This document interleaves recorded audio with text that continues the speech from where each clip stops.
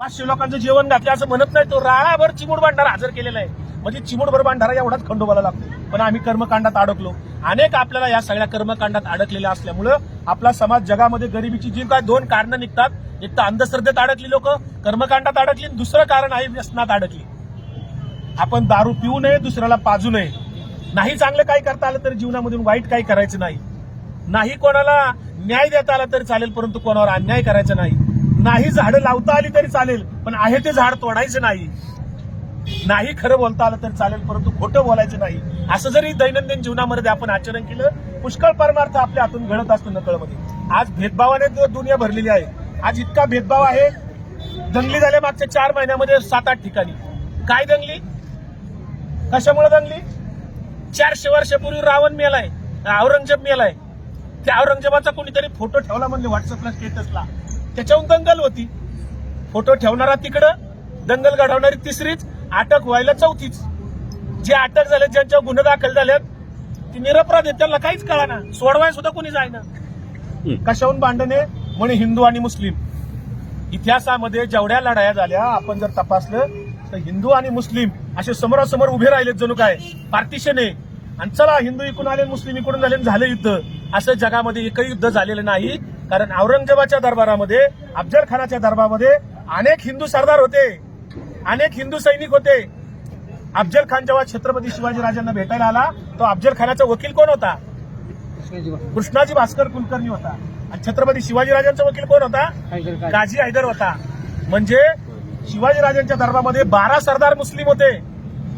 जवळपास 1000 पेक्षा जास्ती पठाण सैनिक होते. म्हणजे त्या जर धर्माच्या लढाया असत्या तर दोन्हीकडे सैनिक हिंदू मुस्लिम एकत्र मिक्स दिसले असते का? नसते दिसले. आणि 700 वर्ष इथं मोगलशाही होती. 700 वर्षामध्ये मग हिंदू धर्म इथं संपून जायला पाहिजे होता, पण नाही संपला. याचा अर्थ काय होतो? आपले संत त्याच काळात निर्माण झाले.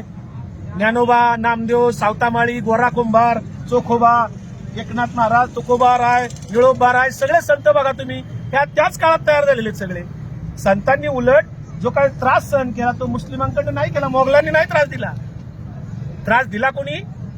पुरोहित पंडितांनी त्रास दिला. कारण त्यांचा धंदा पोटा पाण्याचा प्रश्न होता. संतांनी शॉर्टकट सांगितला लोकांना देवाकडे जाण्याचा. मधली वाट सांगितली, शॉर्टकट मधून जा, कशा इकडून येडे होऊन जाता, असा प्रवास सांगितल्यामुळे संतांना त्रास होणं स्वाभाविक आहे. आणि भोंदूगिरी इतकी वाढली.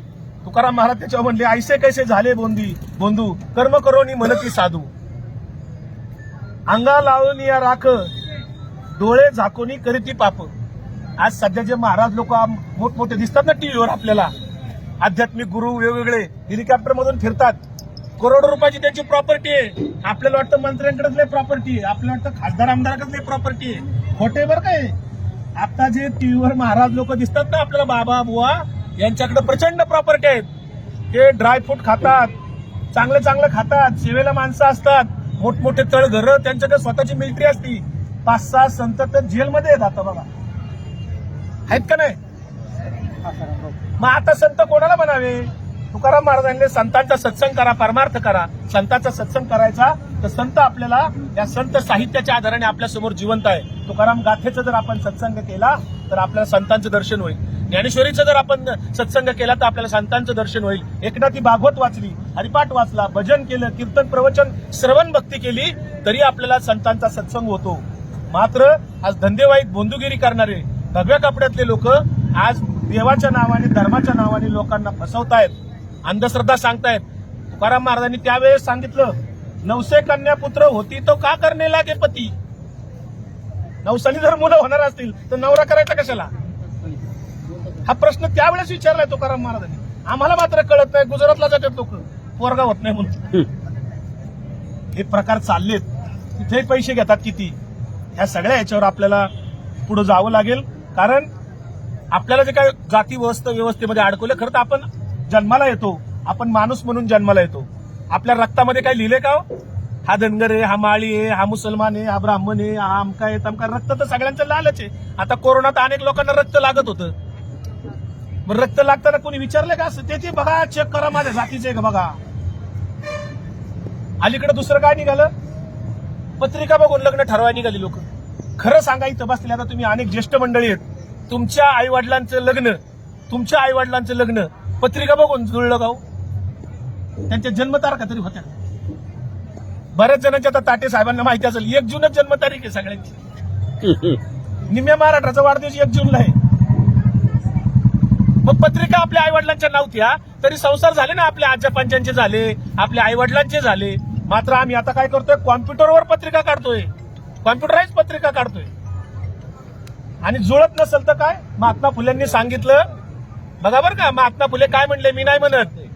पत्रिका काढणारा तोच, पत्रिकेत दोष दाखवणारा तोच, आणि पत्रिकेत निवारण करणारा तोच.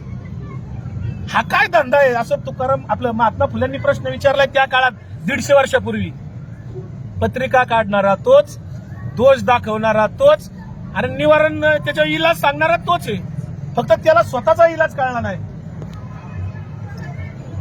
म्हणजे हे किती थोतांडे, जगामध्ये कुठं असं नाहीये. त्यामुळे आपल्याला अंधश्रद्धेत कर्मकांडात अडकून आपला पैसा शोषला जातोय, शोषण केलं जाते, आपलं खिशे कापले जात आहेत रोज. व्यसनाधीनतेमध्ये अडकलेली माणसं आहेत. आणि म्हणून मग आपण जे काय आता आंदोलन चाललंय ते, या आंदोलनामध्ये अनेक लोक यायला पाहिजेत, पण समाजामध्ये नकारात्मकता फार वाढलेली आहे. शेवटची एक गोष्ट सांगतो मी, आणि मला वाटतं वेळ होत आली असेल. शेवटची एक गोष्ट सांगतो की गर्दी कुठे गेली नेमकी. नको तिकडे गर्दी जाते. आता ती कोणती आता डान्स करते बाई, गौतमी पाटील. तिचा जर डान्स ठेवला असता इथं जागा पुरली असती का. बिल्डिंग पाडली असती, फार वर बसली असती लोक, बिल्डिंगवर सगळ्या त्या शॉपिंग सेंटरवर बसली असती. पत्रा पाडला. पण इथं आंदोलन चाललंय, झाडं जागवायची आहेत. 400 वर्षापूर्वीचं झाड जागले. यांचा काय वैयक्तिक स्वार्थ आहे का आंदोलन करणाऱ्यांचा. याच्यात काय फायदा आहे का त्यांचा, काहीच नाही. त्यांच्या घरावर काय सोन्याची कौलं पडणार आहे का. पण त्यांची आग्रहाची जी मागणी ती सत्याची मागणी आहे. गांधीजींनी सत्याग्रहाचं हत्यार दिलं, गांधीजींच्या मार्गाने आज सत्याग्रह चाललेला आहे. आणि मग याच्यामध्ये अनेक लोक नकारात्मक विचार करतात. क्षणोक्षणी करावा हाच विचार, तरावया पार भवसिंधू, असं जेव्हा तुकाराम महाराज म्हणतात तेव्हा क्षणोक्षणाला विचार करायला सांगतात ते. पण कोणता विचार करतो आम्ही.